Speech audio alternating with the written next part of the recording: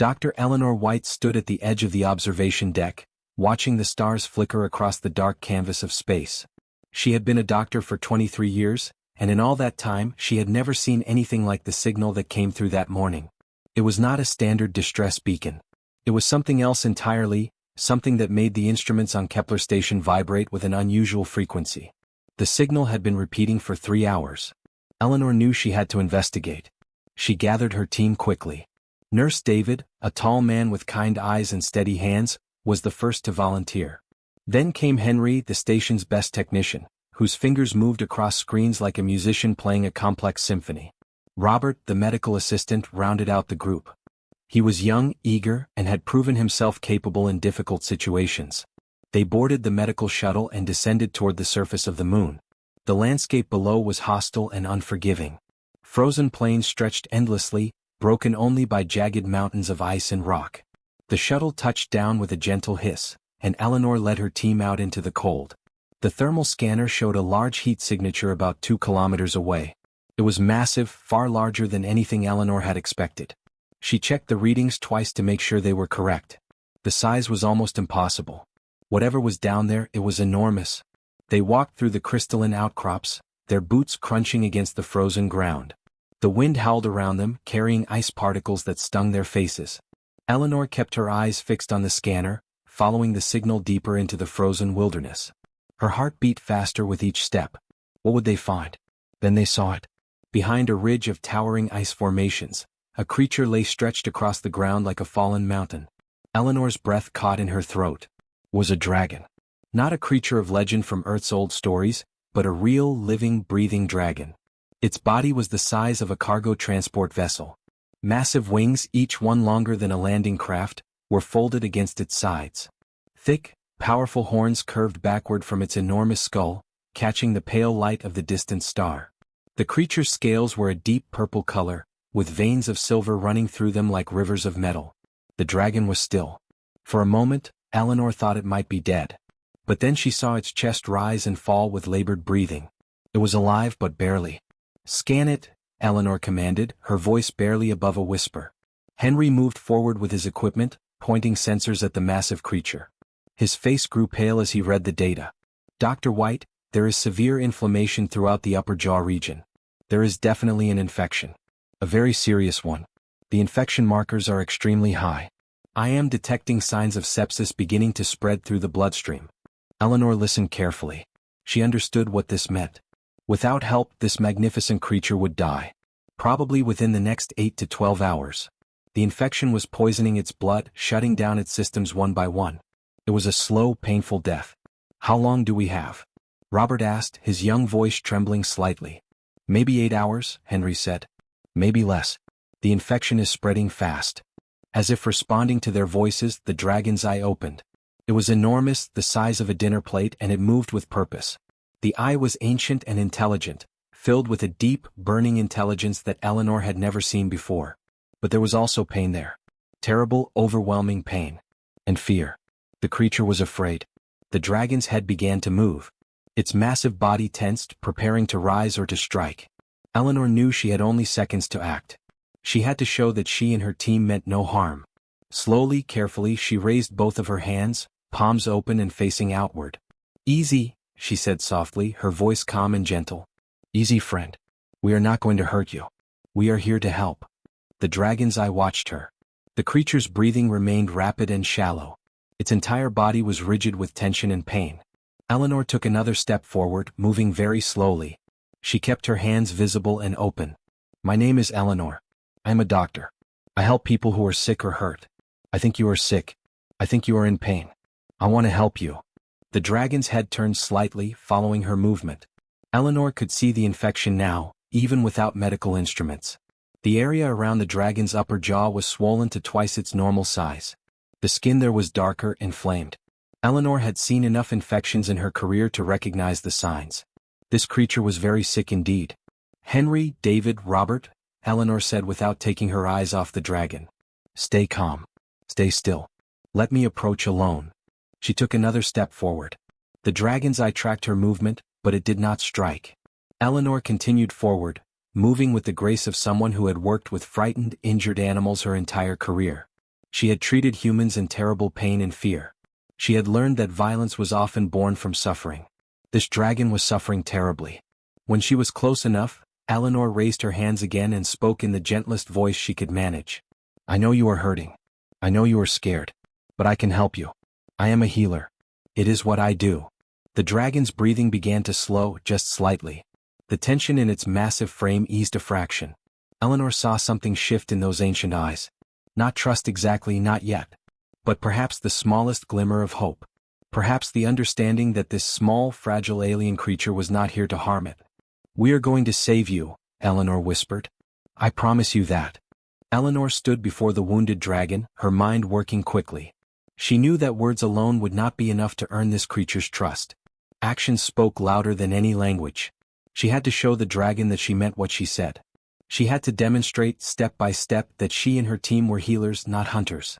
She reached slowly into her medical kit and withdrew a scanner. The device was small and metallic, gleaming under the starlight.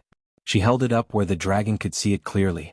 Then, deliberately and carefully, she pointed the scanner toward the ground and activated it. A soft blue light hummed from the device. She waited a moment, then turned the display toward the dragon so it could see the readings. The creature's eye focused on the screen, and Eleanor realized something remarkable. This dragon understood technology. It understood what a device was. This helps me see inside your body, Eleanor said softly, still speaking in that gentle tone. This is how I know you are sick. This is how I will help you get better. The dragon watched her every movement with intense focus. Eleanor set the scanner down carefully on a clean cloth that Henry had laid on the frozen ground. She wanted the dragon to understand that these tools were important, that they were meant for healing, not for harm. Next, Eleanor opened a small container of her extraction instruments. These were the tools she would need to remove the infected tooth.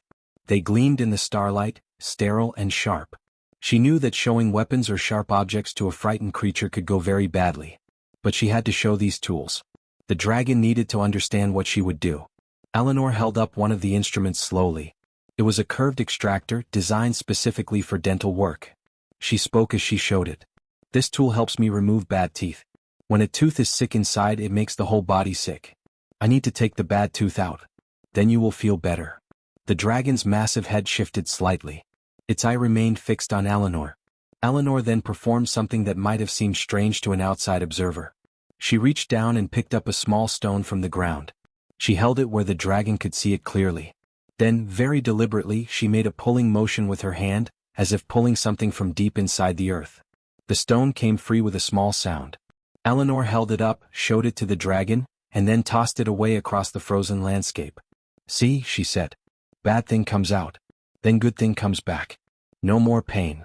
She repeated this motion several times, each time showing the dragon the action of removing something unwanted. She wanted the creature to understand the concept. Remove the bad thing and health returns. David and Robert stood perfectly still several meters away. They had been instructed by Eleanor to remain motionless and silent. She knew that any sudden movements or loud noises could frighten the dragon and destroy the fragile trust she was building. Henry continued to monitor the creature's vital signs from a safe distance, but he made no sudden movements either. Eleanor then did something even more personal. She took David's hand and placed it gently on her own arm. She showed the dragon how humans touched each other with care and kindness. She showed how one person could comfort another through gentle contact. Then she did something brave. She reached out, moving with absolute slowness, and placed her open hand against the dragon's massive jaw, far from the infected area. She let her palm rest there for just a moment, then withdrew it. See, she whispered. I touch you with kindness. Not with violence. Not with harm. With care. The dragon's breathing, which had been rapid and ragged, began to slow. Eleanor could see the change happening. The creature's massive frame, which had been rigid with tension and pain, began to relax incrementally. The muscles along its spine loosened slightly. The tension in its neck decreased. I think it is working, Robert said quietly, unable to contain his amazement. Eleanor nodded but kept her focus entirely on the dragon. She retrieved a small container from her medical kit. Inside was the anesthesia she would need for the procedure. She held it up so the dragon could see it clearly. The liquid inside was clear and colorless. This medicine will help you sleep, Eleanor explained. While you sleep, I will fix your tooth. You will not feel any pain. When you wake up, the bad tooth will be gone. The infection will be gone. You will feel so much better. She showed the container to the dragon, letting it see the medicine clearly. She made a slow, gentle motion, bringing an imaginary cup to her lips, pretending to drink. Then she made a sleeping motion with her head tilting to the side. She wanted the dragon to understand what would happen. The dragon watched all of this with what seemed like perfect understanding. This creature was intelligent. Very intelligent. Perhaps as intelligent as humans or even more so. Eleanor found herself wondering what thoughts moved through that ancient mind. Was the dragon weighing the options? Was it deciding whether to trust this small alien creature? Eleanor prepared the injection, making sure the dragon could see every step. She held up the needle, showed how it worked, and then approached the dragon's massive shoulder. She spoke continuously in that soft, reassuring voice. This will not hurt much. Just a small pinch. And then the pain will go away. I promise you. I have helped many creatures in my life. I have helped humans and I have helped animals. And I have never let them down. You will not be the first. As she administered the anesthesia, Eleanor watched the dragon's eye begin to grow heavy. The medication was working. The creature's breathing slowed further. The fear in those ancient eyes was replaced by something else. A glimmer of hope. A small spark of trust. The dragon's massive head lowered slightly toward Eleanor. It was not a gesture of submission or weakness. It was acceptance. It was trust. Eleanor stood in the mouth of the dragon, which was now open wide before her. The creature had fallen into a deep, peaceful sleep. The anesthesia was working perfectly. The dragon's massive jaw hung open, and Eleanor could see deep into the creature's throat. Her heart was pounding in her chest, but her hands were steady. She had performed thousands of dental procedures in her career, but never on anything of this scale. Henry stood beside her, monitoring the dragon's vital signs on a portable medical display. Heart rate is stable, he reported in a calm, professional voice. Oxygen levels are good. Blood pressure is holding steady. Anesthesia depth is perfect. You are clear to proceed, Dr. White. Eleanor nodded, never taking her eyes off the infected tooth. The tooth was absolutely enormous. It was the size of her forearm, perhaps even larger. The root extended deep into the dragon's jaw, and the infection had eaten away at much of the supporting bone structure around it. Eleanor could see the inflammation, the discoloration, and the signs of the abscess that had been causing the creature such terrible pain. Suction, she commanded. David moved into position with a specialized suction device. The tube was large and powerful, designed to clear fluid and keep the surgical area clean. Robert stood ready with instruments, organized in the exact order Eleanor would need them. They had practiced these procedures 1,000 times in hospital operating rooms back on Earth. The routine was second nature to them all. Eleanor began by carefully examining the tooth and the surrounding tissue. She needed to understand exactly how deep the infection went and how the tooth was anchored. Using a small probe, she explored the infection site. The abscess was even worse than she had initially thought. The pus had accumulated not just around the tooth but had begun spreading through the jaw structure itself. If she had waited even another few hours, the dragon would have developed a severe fever, followed by organ failure and death. The infection is extensive, Eleanor said quietly, speaking more to herself than to her team. But the good news is that the tooth is already mobile. The bone has been compromised enough that extraction should be relatively straightforward. She looked up at Henry. Vitals still good? Perfect, Henry confirmed. Everything is stable. Eleanor took a deep breath and reached for the extraction tool. It was a specialized forceps, designed for gripping and manipulating large teeth. The tool was made of a special titanium alloy that could handle the tremendous pressure that would be needed to remove a tooth this size. She positioned the forceps carefully around the tooth, making sure she had a secure grip on the crown. Bite block, she said, and Robert quickly positioned a padded block between the dragon's other teeth to prevent them from closing accidentally and injuring Eleanor or her team. Eleanor began to apply gentle, steady pressure. She knew from experience that you could not simply yank on a large tooth. The extraction had to be done with patience and technique. You had to loosen it gradually, working it back and forth, slightly rotating it to break the connections between the root and the surrounding bone. The dragon's massive body remained completely still. The anesthesia was keeping the creature in a deep sleep, unaware of what was happening. Eleanor worked methodically, applying pressure, then releasing it, then applying pressure from a different angle. Minutes passed. Her arms began to feel the strain of working against such enormous force, but she did not stop. "Come on," she whispered to the tooth. "Come out for me." 5 minutes into the procedure, Eleanor felt a change. The tooth moved slightly. Just a millimeter or two, but it was definitely looser now. She continued working, repeating the same movements. Apply pressure. Release. Rotate slightly. Apply pressure again. The tooth was definitely becoming more mobile. How much longer? Robert asked. Not long, Eleanor replied, her concentration absolute. I can feel it starting to give way. She changed her angle of approach, working from a different direction now. She applied steady pressure downward and outward, the same motion you would use to extract a tooth from a human patient, just on a vastly larger scale. The minutes ticked by. Eleanor's arms ached, but she pushed through the discomfort. This creature's life depended on her. Then, after nearly 20 minutes of careful, patient work, Eleanor felt it. A sudden, subtle shift. A cracking sound so small that only she could hear it. The connection between the tooth and the bone was breaking. Almost there, she murmured. She applied one final, strong pull. The tooth came free with a sound like a tree falling in a forest. It was a deep, resonant crack that echoed through the dragon's mouth. The massive tooth slid out of the socket and into Eleanor's waiting forceps. She held it up, examining it in the light. The root was blackened and diseased. The infection had completely destroyed the interior structure of the tooth. If they had waited even one more day, the infection would have spread beyond the point of recovery. It is out, Eleanor announced, her voice filled with quiet triumph. The bad tooth is out.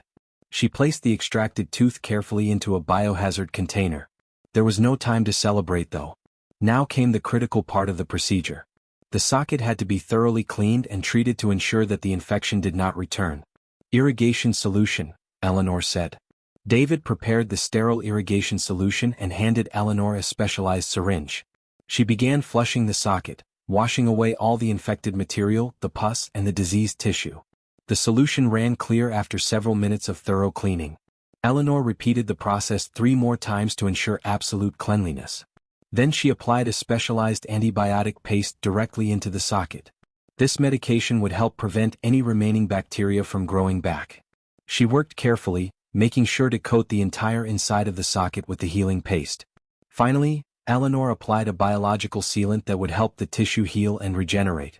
The sealant would dissolve gradually as new bone grew back to fill the socket. Closing time, Henry said, checking the vital signs one more time. Everything looks excellent, Dr. White. The dragon is recovering beautifully. Eleanor stepped back and examined her work. The infection was gone. The bad tooth was removed. The socket was clean and treated. The dragon would wake up healed. The pain would be gone. The fever would break. The sepsis would be defeated. We did it, Robert said, his voice filled with awe. Eleanor nodded, feeling the weight of exhaustion lift from her shoulders. Yes, she said. We did it. This creature is going to live. The dragon woke slowly. Its eyes opened gradually, as if the creature was emerging from a long, dreamless sleep. For a moment, there was confusion in those ancient eyes. The dragon did not immediately remember where it was or what had happened. But then, as consciousness fully returned, the dragon realized something extraordinary. There was no pain. For weeks, the dragon had lived with constant, overwhelming agony. The infection in its tooth had been a constant companion, a burning, throbbing presence that had consumed the creature's every waking moment. Pain had been the dragon's reality. Pain had been all that existed. But now, as the dragon's mind cleared, there was only silence. Blessed, beautiful silence. No pain. No burning sensation in the jaw. No fever burning through the dragon's massive body.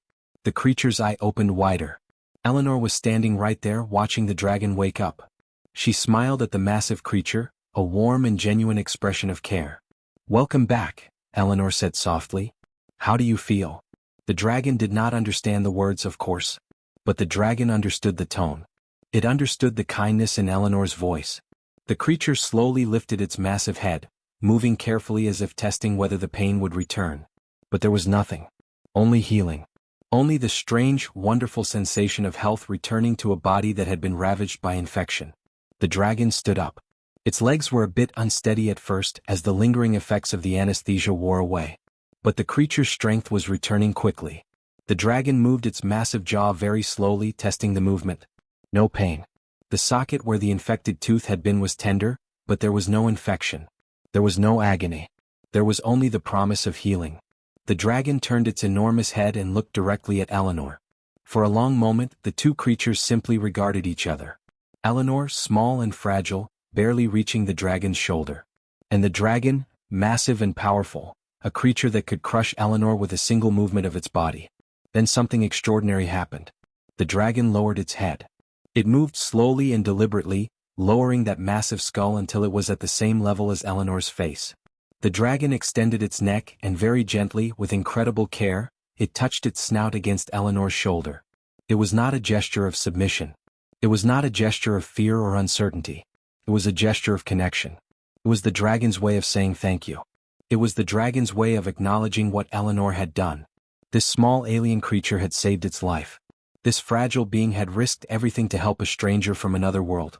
Eleanor reached up slowly and placed her hand on the dragon's massive jaw.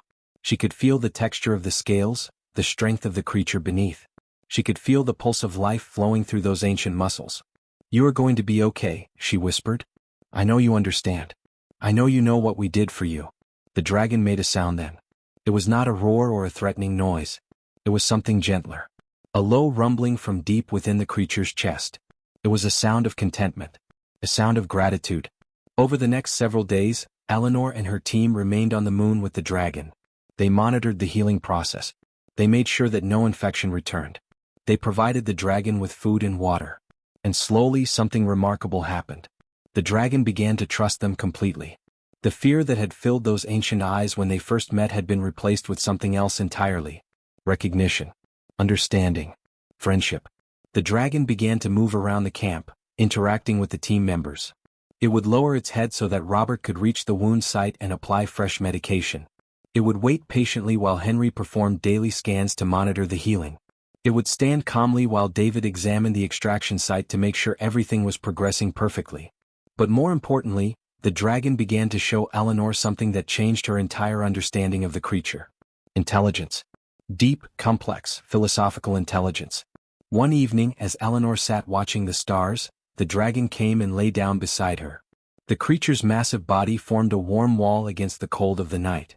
Eleanor leaned against the dragon's scales and felt the creature's breathing. She realized that this being was not just an animal. This was a conscious, thinking creature with thoughts and feelings and perhaps even dreams. The dragon seemed to understand what Eleanor was thinking. It turned its head slightly and made that rumbling sound again. This time, Eleanor understood. The dragon was not just grateful. The dragon was trying to communicate something deeper. The dragon was trying to explain that in a galaxy full of violence and cruelty, Eleanor had chosen a different path. Eleanor had chosen compassion. Over the following weeks, word began to spread. Other dragons started appearing near Kepler Station. Some were injured. Some were sick. Some were simply curious about the creatures that had saved one of their own. Eleanor realized that the dragon had become an ambassador. It had told the other dragons what had happened. It had shared the message that humans were different. Humans would help without asking for payment or loyalty or conquest. Humans would heal simply because healing was the right thing to do. Eleanor found herself performing more dental procedures. She treated infections and removed diseased teeth from creatures she had never imagined she would encounter. Her team worked alongside her, and they began to understand that they were witnessing something profound. They were witnessing the beginning of something new. The dragons were learning to trust. And in learning to trust humans, they were beginning to see the galaxy in a new way. There was hope in that galaxy. There was kindness. There was a species that would help others simply because it was right. One morning, the first dragon approached Eleanor one final time. The wound had healed completely. The creature was healthy and strong and ready to return to its kind. The dragon lowered its head once more, that gesture of gratitude and connection, and then turned toward the horizon where other dragons were waiting. Eleanor watched it go, understanding that everything had changed. Not just for the dragons. For humanity as well. The news spread through the dragon civilization like wildfire racing across a dry plain. From dragon to dragon, from nest to nest, across mountains and through valleys, the story traveled. The story of the small alien creatures who had saved one of their own. The story of healers who asked for nothing in return. The story of a species that possessed something rare and precious in a galaxy built on conquest and violence. Compassion. Within 2 weeks, the first injured dragon arrived at Kepler Station. It was smaller than the first one, but its condition was dire. A deep wound on its wing had become infected. The creature was in terrible pain and running a high fever. Eleanor recognized the signs immediately. Without help, this dragon would die within days. She approached the dragon with the same patience and care she had shown the first one. She raised her hands peacefully. She showed her instruments. She demonstrated her intentions. And this time the dragon seemed to understand almost immediately. Word had spread among its kind. The humans were healers. The humans could be trusted. Eleanor treated the wound, cleaning out the infection and applying medication. The procedure took several hours, but it was successful. When the dragon woke up, the fever was already breaking. Within a week, the wound was healing beautifully. Then came another dragon. And another. A dragon with a broken wing. A dragon with an infected claw. A dragon with a mysterious illness that no other dragon could understand. Each time, Eleanor and her team responded. Each time they succeeded. Henry had to request additional medical supplies from Earth. Lots of them. Robert began working around the clock, preparing equipment and organizing medications. David found himself performing nursing duties on creatures that weighed hundreds of tons. The team was stretched thin, but they never complained. They understood what they were doing. They were changing history. Eleanor established a clinic on Kepler Station. She designed it to accommodate dragons of various sizes. She trained additional staff members who arrived on supply ships from Earth. She developed new medical techniques specifically for treating dragon physiology. Her team published research papers that were read by scientists across the galaxy. Other human settlements began to hear about what was happening. But something more profound was occurring. The dragons were not just arriving because they needed medical treatment. Many of them did not have any injuries at all. They were arriving simply to see for themselves. To meet the creatures who had shown their kind such extraordinary kindness. Eleanor began to notice that the dragons would gather near the medical clinic, watching her work. They would observe her treating other dragons. They would see how she spoke to her patients, how she explained procedures, how she comforted them during difficult moments. The dragons were learning. They were understanding that humans were different from the other species in the galaxy. One elderly dragon approached Eleanor with a question that required no words. The creature lowered its head and made a series of rumbling sounds. Other dragons gathered around, and Eleanor realized that she was witnessing something remarkable. The dragons were discussing her. They were talking about the humans among themselves. And their conclusions were becoming clear. Humans could be trusted. Humans possessed wisdom. Humans possessed something called compassion. Eleanor began to learn the dragon language. It was not a language of words but of sounds and gestures and movements. It was a language written in the air by massive wings and communicated through deep rumbling tones that Eleanor could feel vibrating through her entire body. Slowly, painfully, she began to understand. And the dragons began to understand her better as well. The first dragon, the one whose infected tooth had started everything, returned to the station one day with other dragons following behind it. The healed dragon approached Eleanor and made a series of complex sounds. Eleanor listened carefully, understanding perhaps half of what was being communicated. But the meaning was clear. The dragon was introducing her to the other members of its family. The dragon was presenting Eleanor as a friend. An honored friend who had saved not just its life, but the life of an entire family line. Eleanor felt tears running down her face. She reached out and touched the dragon's jaw, the same jaw she had worked on so carefully weeks before. The wound had healed perfectly. The dragon was healthy and strong and happy.